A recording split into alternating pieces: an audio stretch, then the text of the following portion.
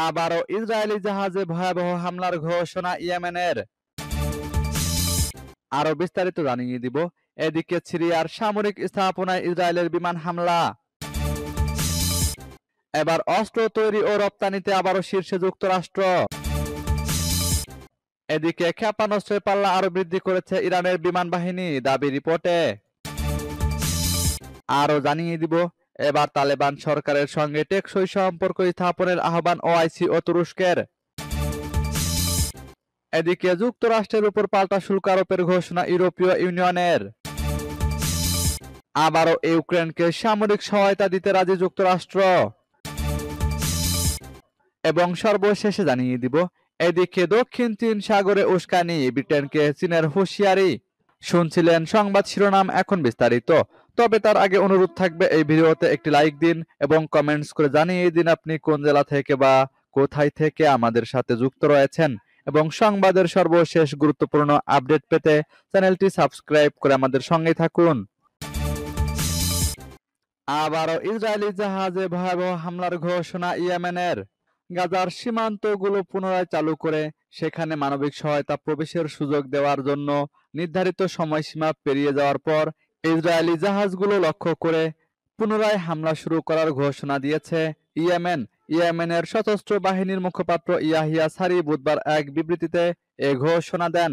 তিনি বলেন, আনসারুল্লাহ নেতা আব্দুল মালিক আল হুতির জারি করা নির্দেশ অনুযায়ী এই হামলা চালানো হবে।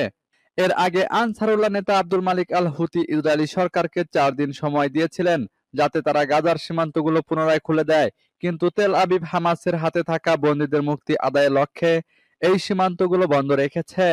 এছাড়া গাজার জনগণের উপর আরো বেশি চাপ প্রয়োগ করতে ইসরায়েল এই অবরোধ বজায় রেখেছে। ইতোমধ্যেই টানা 15 মাস ধরে তেল আবিবের এই যুদ্ধবিধ্বংসী কর্মকাণ্ডে ফিলিস্তিনিরা ভয়াবহ মানবিক সংকটে পড়েছেন।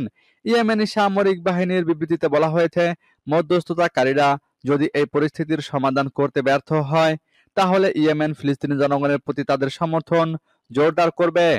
এতে স্পষ্ট হুঁশিয়ারি দিয়ে বলা হয়, এই মুহূর্ত থেকে সমস্ত ইসরায়েলি জাহাজের জন্য লোহিত সাগর, আরব সাগর, বাব আল মানদেব প্রণালী এবং এডেন উপসাগরে চলাচল নিষিদ্ধ ঘোষণা করা হলো। এদিকে সিরিয়ার সামরিক স্থাপনায় ইসরায়েলের বিমান হামলা। সিরিয়ার বিভিন্ন সামরিক স্থাপনায় বিমান হামলা চালিয়েছে ইসরায়েল। দেশটির দক্ষিণাঞ্চলীয় দেরা প্রদেশে চালানো এই হামলায় তাৎক্ষণিকভাবে কোনো হতাহত বা ক্ষয়ক্ষতির খবর পাওয়া যায়নি। মঙ্গলবার এক প্রতিবেদনে এই তথ্য জানিয়েছে কাতার ভিত্তিক সংবাদ মাধ্যম আল জাজিরা।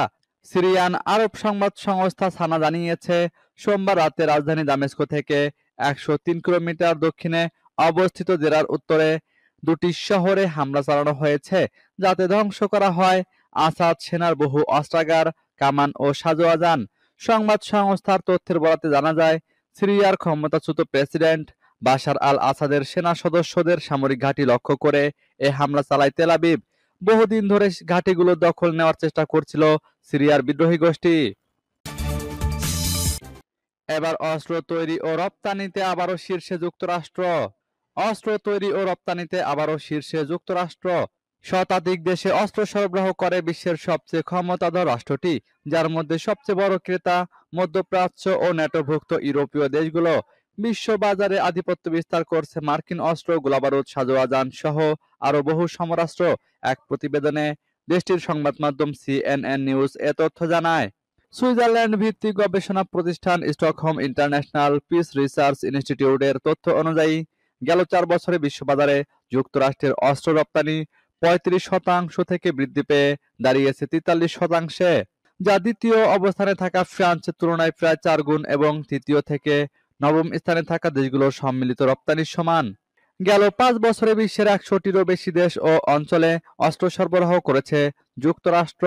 এই 5 বছরে ন্যাটোভুক্ত ইউরোপীয় দেশগুলোয় অস্ত্র সরবরাহ 52% থেকে বেড়ে দাঁড়িয়েছে 64%। এসব দেশে মার্কিন অস্ত্র আমদানির পরিমাণ বৃদ্ধি পেয়েছে প্রায় 105%। এইদিকে ক্ষেপণাস্ত্রের পাল্লা আরো বৃদ্ধি করেছে ইরানের বিমান বাহিনী, দাবি রিপোর্টে। ইরানি সশস্ত্র বাহিনীর বিমান বিভাগের commander brigadier general Sayyed Qasem Khamoshi জানিয়েছেন, ইরানের বিমান বাহিনী তাদের দূরপাল্লার ক্ষেপণাস্ত্রের পরিসর বৃদ্ধি করেছে। বুধবার দেশটির বার্তা সংস্থা মেহের এক প্রতিবেদনে এ তথ্য জানিয়েছে। প্রতিবেদনে বলা হয়, সাম্প্রতিক বছরগুলোতে প্রযুক্তিগত উৎকর্ষতার দিক দিয়ে এগুলো ইরানের বিমান বাহিনীর অন্যতম গুরুত্বপূর্ণ অর্জন।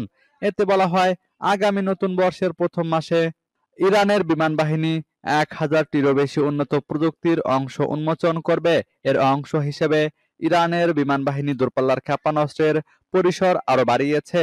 আর নতুন এই অর্জনটি খুব শিগগিরই আনুষ্ঠানিকভাবে প্রকাশ করা হবে বলে জানিয়েছেন বিমান বিভাগের কমান্ডার ব্রিগেডিয়ার জেনারেল সায়েদ কাসেম খামোশি। ইরানের এই সামরিক অগ্রগতি আঞ্চলিক প্রতিরক্ষা সক্ষমতা বৃদ্ধি ও প্রযুক্তিগত স্বনির্ভরতার ক্ষেত্রে উল্লেখযোগ্য মাইলফলক হিসেবে দেখা হচ্ছে। এবার তালেবান সরকারের সঙ্গে টেকসই সম্পর্ক স্থাপনের আহ্বান ওআইসি ও তুরস্কের। ইসলামিক সহযোগিতা সংস্থা এবং তুরস্ক আফগানিস্তানের বর্তমান তালেবান কর্তৃপক্ষের সঙ্গে টেকসই সম্পর্ক বজায় রাখতে এবং আফগান জনগণের কল্যাণে গঠনমূলক সংলাপ চালানোর প্রয়োজনীয়তার উপর গুরুত্ব আরোপ করেছে। এ বিষয়ে ওআইসির বিশেষ দূত তারিক আলী বাকিত এবং তুর্কি পররাষ্ট্র মন্ত্রণালয়ের দক্ষিণ এশিয়া বিভাগের প্রধান জিহাদ এরগিনাই আফগানিস্তানের রাজনৈতিক, অর্থনৈতিক ও মানবিক পরিস্থিতি নিয়ে বিস্তারিত আলোচনা করেছেন। বিবৃতিতে বলা হয়েছে, আফগানিস্তানের বিভিন্ন গুরুত্বপূর্ণ ইস্যুতে সহযোগিতার সম্ভাবনা এবং স্থায়ী সংলাপের মাধ্যমে আফগান জনগণকে সহায়তা করার উপর গুরুত্ব দেওয়া হয়েছে। সভাটি আফগান জনগণের সহায়তায় এবং বিভিন্ন ইস্যুতে কার্যকর সংলাপ বজায় রাখার গুরুত্ব তুলে ধরেছে। তুরস্ক এমন একটি দেশ তালেবানের ক্ষমতায় ফেরার পরও আফগানিস্তানে তার দূতাবাস কার্যক্রম চালু রেখেছে এবং কূটনৈতিক সম্পর্ক বজায় রেখেছে। ইসলামিক আমিরাত আফগানিস্তানের পররাষ্ট্র মন্ত্রণালয়ের দ্বিতীয় রাজনৈতিক বিভাগের পরিচালক জাকির জালালি তুরস্ক সফরের সময় তুর্কি পররাষ্ট্র মন্ত্রণালয়ের কর্মকর্তাদের সঙ্গে দ্বিপাক্ষীয় বিষয়গুলো নিয়ে একটি কমিশন গঠনের বিষয়েও আলোচনা করেছেন। এদিকে যুক্তরাষ্ট্রের উপর পাল্টা শুল্ক আরোপের ঘোষণা ইউরোপীয় ইউনিয়নের। ইউরোপীয় ইউনিয়ন আগামী মাস থেকে মার্কিন পণ্যের উপর পাল্টা শুল্ক আরোপের ঘোষণা দিয়েছে। বুধবার ইউরোপীয় কমিশন জানিয়েছে, প্রাথমিকভাবে 26 বিলিয়ন ইউরো মূল্যের পণ্যে পাল্টা শুল্ক আরোপ করা হবে। এর মধ্য দিয়ে ইস্পাত ও অ্যালুমিনিয়ামের উপর মার্কিন শুল্ক আরোপের প্রতিক্রিয়ায় বিশ্বব্যাপী বাণিজ্য যুদ্ধ আরও তীব্রতর হবে।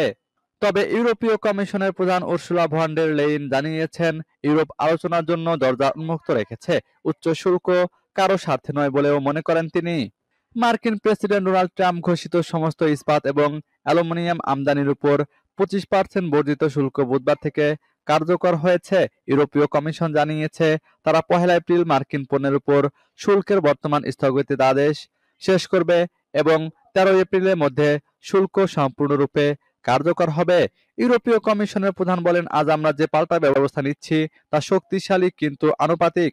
যেহেতু যুক্তরাষ্ট্র $28 বিলিয়ন মূল্যের শুল্ক আরোপ করছে, আমরা 26 বিলিয়ন ইউরো মূল্যের পাল্টা ব্যবস্থা গ্রহণ করছি। আবারও ইউক্রেনকে সামরিক সহায়তা দিতে রাজি যুক্তরাষ্ট্র। ইউক্রেনকে পুনরায় সামরিক সহায়তা দিতে এবং গোয়েন্দা তথ্য বিনিময় করতে রাজি হয়েছে যুক্তরাষ্ট্র।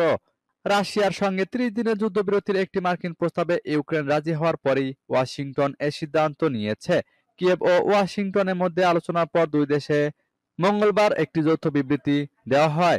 যুক্তরাষ্ট্রের পররাষ্ট্রমন্ত্রী মার্কো রুবিও বলেছেন, যুক্তরাষ্ট্র এখন এই প্রস্তাব নিয়ে রাশিয়ার সঙ্গে কথা বলবে এবং বল এখন মস্কোর কোর্টে। সৌদি আরবের জেদ্দায় 8 ঘন্টা আলোচনার পর রুবিও সাংবাদিকদের আরো বলেন, আমাদের প্রত্যাশা রাশিয়া জবাব হ্যাঁ হবে এবং শিগগিরই তারা জানাবে যাতে আমরা প্রস্তাবের দ্বিতীয় ধাপে যেতে পারি। দ্বিতীয় ধাপে মূল আলোচনা হবে। 3 বছর আগে ইউক্রেনে পূর্ণমাত্রায় সামরিক অভিযান শুরু করে রাশিয়া। ক্রিমিয়া উপদ্বীপ সহ ইউক্রেনের ভূখণ্ডের 1/5 এখন রাশিয়ার দখলে। 2014 সালে যুদ্ধে ক্রিমিয়া দখল করে রাশিয়া। রুবিও বলেন, ওয়াশিংটন যত দ্রুত সম্ভব রাশিয়া ও ইউক্রেনের সঙ্গে একটি পূর্ণাঙ্গ চুক্তি করতে চায়। রুবিও বলেন, যতদিন যাবে ততদিন এ যুদ্ধ চলবে, মানুষ মারা যাবে, লোকজনের উপর বোমা মারা হবে, এই যুদ্ধে উভয় পক্ষের মানুষই ক্ষতিগ্রস্ত হবে। যুক্তরাষ্ট্রের এই প্রস্তাবে মস্কো কিভাবে সাড়া দেবে এখনো তা বোঝা যাচ্ছে না। এদিকে দক্ষিণ চীন সাগরে উস্কানি, ব্রিটেনকে চীনের হুঁশিয়ারি। ব্রিটিশ সরকার দক্ষিণ চীন সাগর অঞ্চলে চীনের কর্মকাণ্ডকে বিপজ্জনক ও অস্থিতিশীলতা সৃষ্টিকারী বলে যে আখ্যা দিয়েছে তার তীব্র নিন্দা জানিয়েছে বেইজিং। গত সোমবার ফিলিপাইন কোস্ট গার্ডের একটি জাহাজে চড়ে ব্রিটিশ পররাষ্ট্রমন্ত্রী ডেভিড ল্যামি চীন সম্পর্কে ওই উস্কানিমূলক বক্তব্য দেন। এর প্রতিক্রিয়ায় মঙ্গলবার বেজিং লন্ডনকে সতর্ক করে দিয়ে বলেছে, ব্রিটিশ সরকারকে উত্তেজনার আগুনে ঘি ঢালার কাজ থেকে বিরত থাকতে হবে।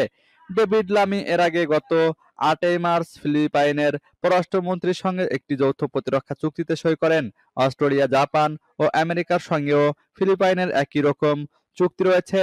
চীনের মূল ভূখণ্ড লাগোয়া কৌশলগত গুরুত্বপূর্ণ জলসীমা দক্ষিণ চীন সাগরের উপর মালিকানা দাবি করে বেইজিং। তবে ফিলিপাইন সহ আরও কিছু দেশ চীনের এই দাবি প্রত্যাখ্যান করে এবং ওই সাগরে তাদেরও অংশীদারিত্ব থাকার দাবি করে। আর যুক্তরাষ্ট্র সহ পশ্চিমা দেশগুলো মূলত চীন বিরোধী এসব দাবির পালে হাওয়া দেয়।